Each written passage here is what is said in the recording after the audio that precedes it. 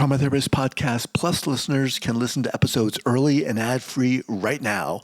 Become a Plus listener by going to Apple Podcasts, searching for the Trauma Therapist Podcast, and signing up today.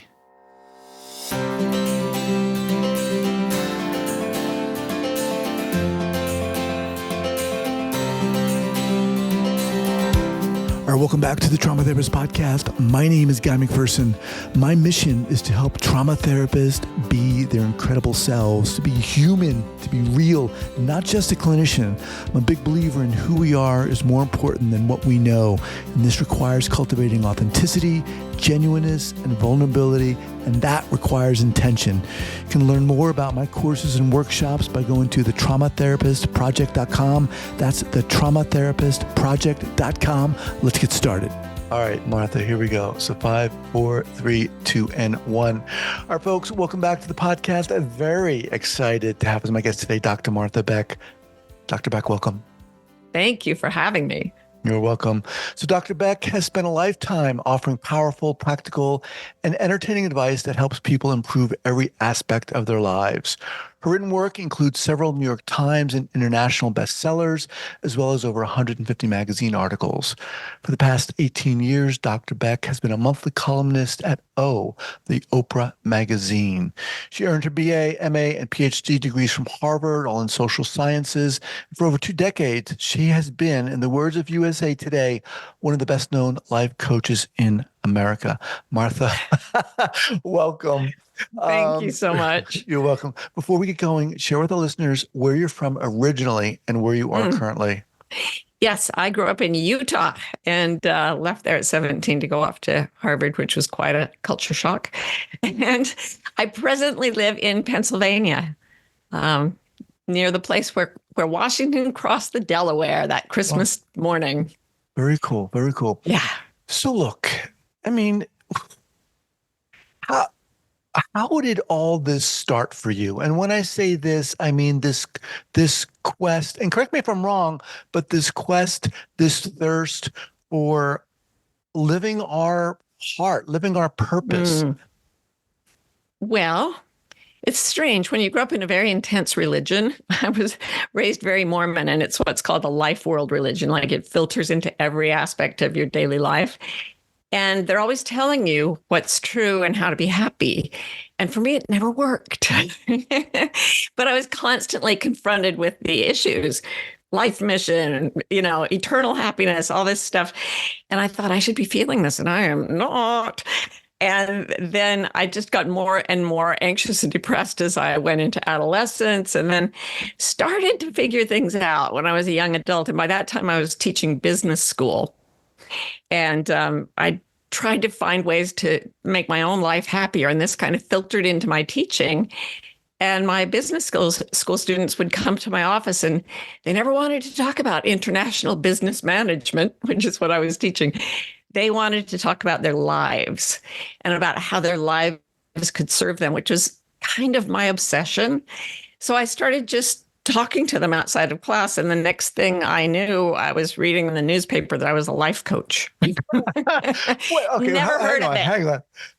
So wait a minute. So you jumped from adolescent angst to teaching business school. How did you get into teaching business school?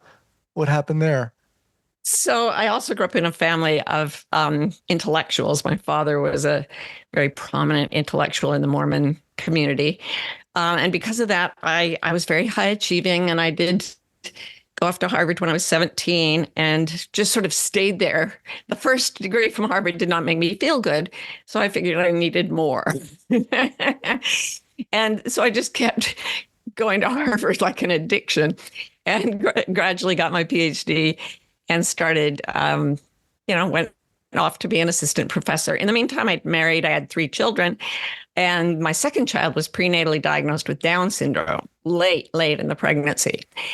And that really brought me to a decision point. Literally, I had like 2 weeks legally to end the pregnancy or continue it to make that decision.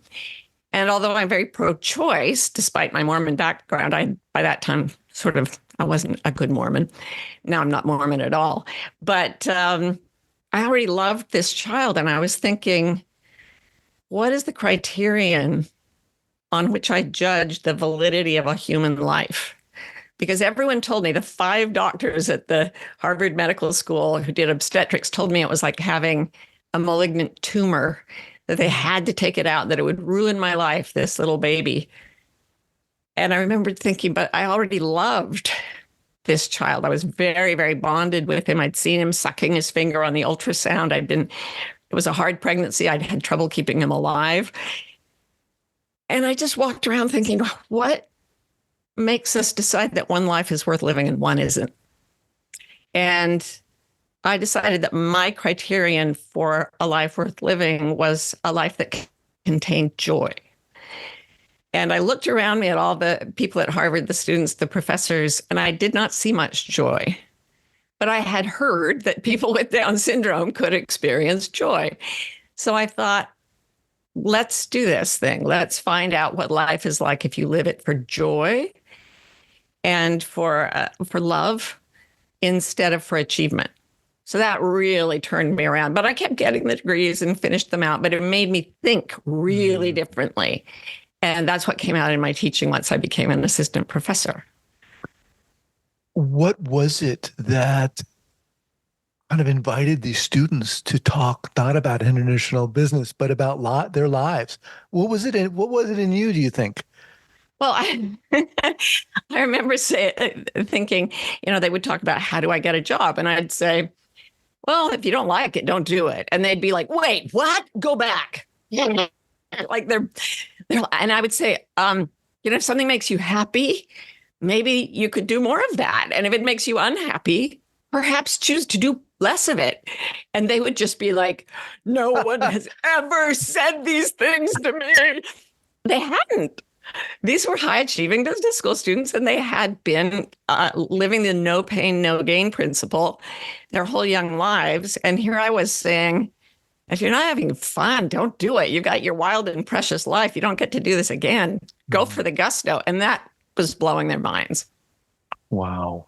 So with that, what did you feel when you were doing that, when they were responding that way? Well, I'd been through a few more things. I developed a lot of autoimmune diseases in my young adult life. And so I'd had a lot of limitation and a lot of chronic pain. I was almost always in pain. And in order to lessen the stress on my system, I did much more selecting things based on whether or not they brought me happiness than I think most other people did.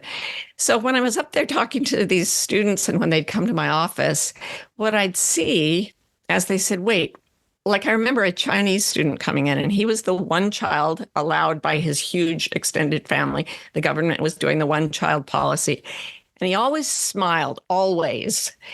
But through this huge smile, he told me he was thinking of taking his own life because he had never been happy and couldn't stand pretending anymore. And because he was everything to his family and he had to be happy. And I would look at students who were much less, under much less stress than that, or I would look at people who were under even more stress, and I would think, oh my God, we're all so lost. We are so lost. How did we go off our nature, away from our nature so dramatically? We're designed to find joy and purpose in this life. And here are all these kids and adults, they were young adults, and they've forgotten how to feel. Meanwhile, I had this kid at home, this child with Down syndrome, who always did exactly what was in his whole integrity. And if he didn't want to do it, I took him to learn martial arts so that when kids made fun of him, he could beat them up. And he said, we got to the martial arts place and he goes, why would I want to hit anyone? No, I'm not going to hit anyone. No. So I realized that I wanted to hit people who made fun of him. So I took him home, went back and signed up myself and spent 8 years doing martial arts. Oh my God. Never beat anybody up, but it was nice knowing I could. Anyway, I just kept seeing how over and over the various cultures in which we grow up, in which we're socialized, pull us away from our true nature and make us go numb to our own feelings. And that getting back home was as simple as tuning back in to the body, to the heart, to the soul, and allowing ourselves to go in the direction that they were calling us. That I want to thank you for that honest reflection on it was you who was feeling angry. I mean, I think a lot of us can really relate to that. Just as an aside, what martial art did you study? It was called Chen Tai. It's a Chinese soft. I tried different things. I tried like Taekwondo, which is very like chopping things with an axe. And Chen Tai is more like brushing things with a silk scarf. Like something that's a hit like that in Taekwondo is this in Chen Tai. Yeah. So it's really fun, very confidence inducing. I highly recommend it. Do you do martial arts? I actually studied Taekwondo for a long time Oh, when I yeah. was younger. So, Yeah. And that your description is very apt, like an axe. yeah. But Brilliant. what you're talking about here, I mean, it kind of leads us right into your book, The Way of Integrity. Mm. Yeah. And how did this book come about? Well, when I was when I was 29, you're going to hear the whole 9 yards here. I was probably at maximum misery. I had 3 little kids under 4. I was trying to finish my degree. I was sick and in pain all the time. I was already teaching. My husband at the time traveled all around the world, so I was often by myself. And when I was 29, I just was so stressed out and so unhappy that my body kind of fell apart. And I also had some trauma in my background that started to surface at that time. And one day things got so bad that I was rushed into an emergency surgery. And during the surgery, I had one of those experiences that people report with near death. I was not near death, but it was pretty inexplicable because during this surgery, I became aware and looked around the room and thought, that's strange because I think my eyes are closed. And then I sat up. And I thought, that's really strange because I know I'm lying down. And I kind of watched the surgeons working on me. Oh, And wow. it was like, I lay back down. I didn't know what to do. And then between the surgical lights, I saw this ball of light appear. And it was unbelievably bright and incredibly, incredibly beautiful. And it kind of grew. And when it touched me, I felt this unbelievable warmth and love and peace and home. And I just melted into it. And it said, well, it kind of communicated without words. You're okay. You're home. This is who you've always been. This is what you've forgotten. And I was laughing, thinking, how could I? I mean, I wasn't laughing in my body, but my mind was laughing and saying, I can't believe I forgot that this is what we actually are. The feeling was so exquisite. And this light said to me, look, I'm always there with everybody, even though you can't see me. And you're not supposed to wait until you're dead to feel this sensation of absolute peace, bliss, joy. You're supposed to learn to feel this way while you're alive. And that's your job for the rest of your life. So I was 29. I came out of that surgery and I just started doing everything that felt more like being with that light. If something felt less like the light, I would not do it. I would just stop dead in my tracks and turn. And if it felt more like the light, I would go toward it no matter what people thought. So one of the things I did was decide that I was not going to tell any lies for a full year, not a single lie, because they told me the truth would set me free. And I thought, okay, if it gets me toward that line, I'm going. So I didn't tell a lie for a whole year. And during that year, I left my my religion, my family of origin, my job, my marriage started. I realized I was gay, so that went away. I left my industry. I left my job. I left everything except my children. Really, I left my home. Wow. So in other words, you also didn't live a lie, right? It's not that No. Right. Yeah, I tried to live. It's hard to live a lie if you're not telling any lies. Right. But I called this my integrity cleanse. At first, it was just verbal. Since then, I've taken many, many, many integrity cleanses, and they grew and developed to the point where even a facial expression that is deceptive or it doesn't reflect what I'm really feeling feels like a lie. So it got more scrupulous over the years, but just not saying any lies basically threw my whole life into a great big bonfire. Wow. And set me free. It was really true. The truth set me free. But David Foster Wallace says, the truth will set you free, but not until it's had its way with you. And it did. But it got me closer to the feeling of that light. And my depression went away, and much of my physical pain went away, and a new way of living arose, and a new way of making a living arose. And the rest is, well, what you said in the introduction.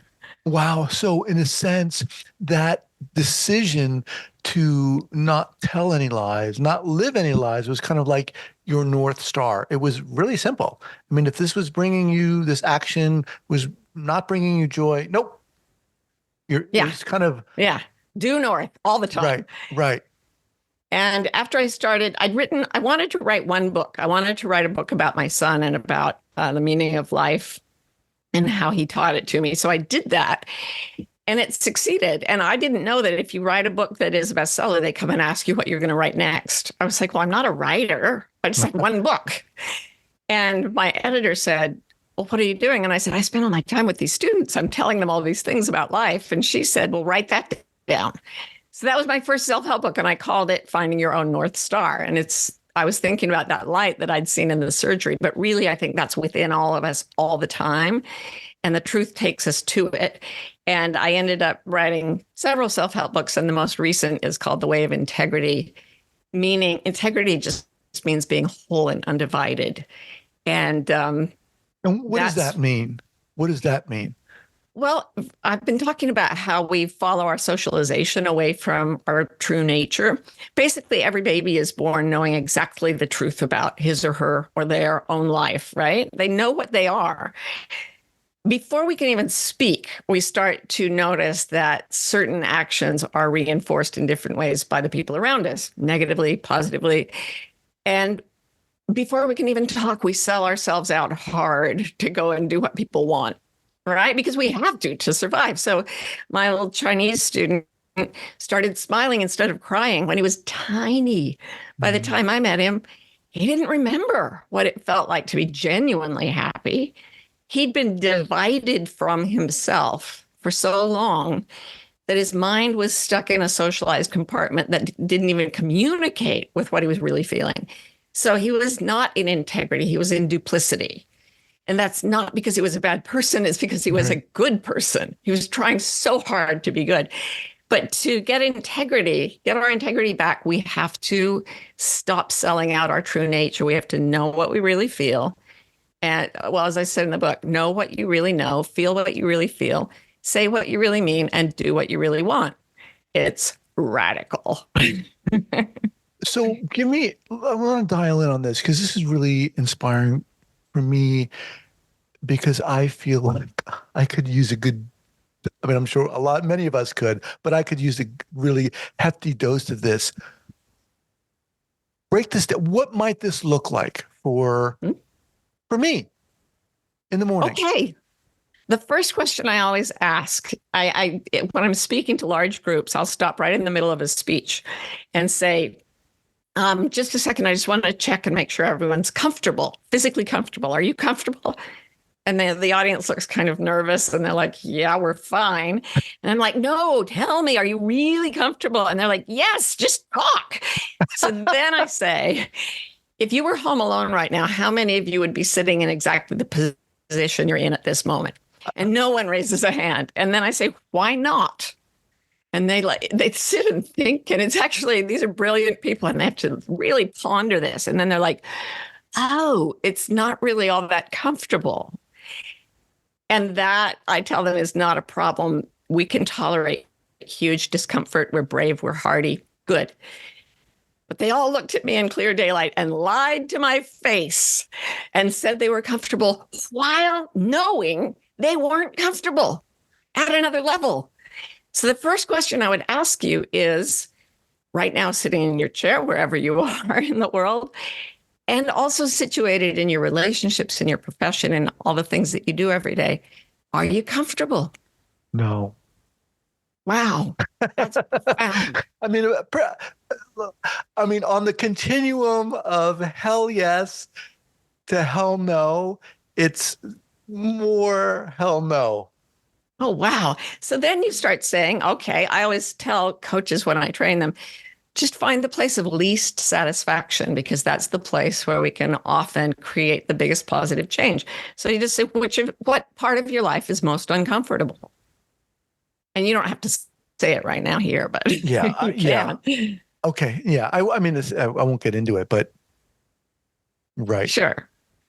And, for some people, it's a relationship. For some people, it's their job. For some people, it's the place they're living. But whatever's We're most all three. uncomfortable, all three. Yeah, a lot of people don't have anything in their lives that's really comfortable. So you start like altering course in the way of integrity. I call it making 1-degree turns. Mhm. So if you're on an airplane and you turn the plane half a degree or a degree north every 15 minutes or so, you won't even notice the plane turning. But over time, you're going to end up in a completely different place. So you find the place where you're most uncomfortable and you make whatever little shift you can to be more comfortable. It's not really complex. And you take these tiny little steps and your life starts going in a very different direction. And one day, the tiny little step you take might be jumping off a cliff. It might be, okay, this marriage is over, or I'm moving. This is, whatever big Mhm. binary changes. I'm going to have a baby. I'm going to buy a dog, whatever it is. And it's a big step, but it's a little step. It's been based on hundreds and hundreds and hundreds of tiny course adjustments until you're sure you know that this is the next place that will make you more comfortable, more joyful, more purposeful. And you just keep doing it. When you were doing this, I mean, there's no doubt this is somewhat simple, but it ain't easy. No, you're And it exactly takes right. a lot of friggin' courage to do this, Yeah. right? Because we have to look at ourselves and what the hell we're doing. And Yeah. when you were doing this, I'm sure there were moments or periods of time or actions that you were thinking about taking and didn't want to take, where you were like, I don't know if I Yes. can do this. Can you Oh, share yeah. one of those? Well, I wrote a book about leaving Mormonism and about my family a little bit, and the strangeness of my childhood because my father was the foremost intellectual defender of Mormonism, but he also did a lot of things that were not moral. And I think he was trying his best, but his best was really wrong. Not great. Anyway, it influenced not only my family, but the entire religion. And I waited 10 years between the thinking I really need to tell this to the world and actually doing it. And by the time I did it, if you're raised around religious zealots, they can get pretty scary. So by the time I was ready to write it, I tripled my life insurance. I tried to make sure my kids were taken care of because I was fairly certain I would be killed. Oh my And gosh. I got a lot of death threats when the book, when the galleys were released. And at one point I had 5 lawyers and 2 detectives trying to keep up with all the craziness. And I didn't have that kind of money to be paying these people. So I knew it would be a big deal. And I thought I might not live through it. But I also knew that if I had not said anything, I would talk about not comfortable. I would have been doing violence to my integrity, to my psyche, to my soul. I couldn't not do it, but it took a long time to get the courage to do it. Why? I mean, as we kind of wind down here, why? And this seems like a simple question, but why are we not living in integrity? 2 reasons, and you are all over both of them. The first one is trauma. Things happen to us that are very painful, and we associate those with various things that happen to us, and then we're afraid of those things. And it keeps us from following our joy because we're too busy avoiding pain. But I would say by far the biggest reason is not trauma, but simply socialization. We're taught what people want us to be. And we want so much to be loved and included that we are willing to leave ourselves to be with the people around us, to connect with the people around us, which is ironic because many of them are divorced from their own integrity, and everybody's living a kind of socialized dance that has nothing to do with the truth of their hearts and souls. So yeah, we're all doing that dance, and it's really not much point in it when you start to sit and think, this is your one wild and precious life. What do you want? How do you want to spend it?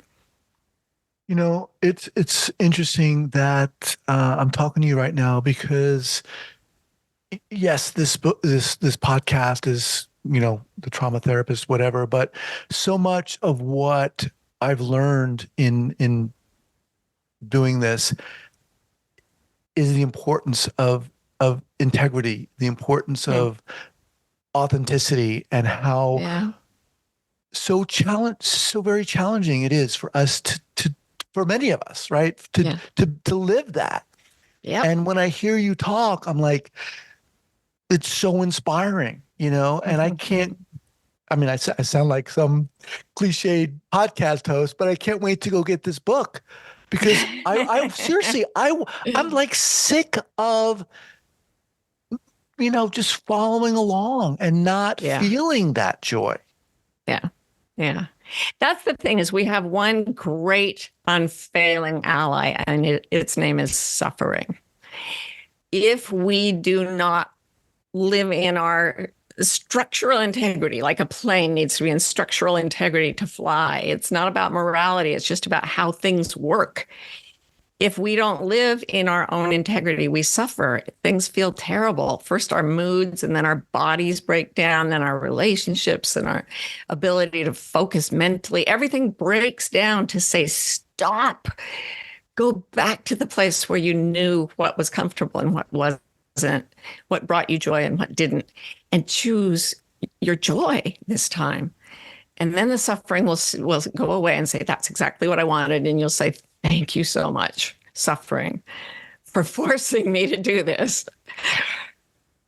Martha, I'm so glad you came on this podcast today. How do people get in touch with you? What's the best way? MarthaBeck.com. I have a website. I don't usually go there. Don't know what it's like, but good people mind it. And you can find me through that. We'll have it linked up here at the show notes page. Thank you so much. Pleasure meeting you. Really so friggin' inspiring, and you're welcome back anytime. Oh, the pleasure is all mine. Keep doing your wonderful, wonderful work in the world, and I'd be honored to come back. Awesome. All right. Take care. Bye-bye. Bye.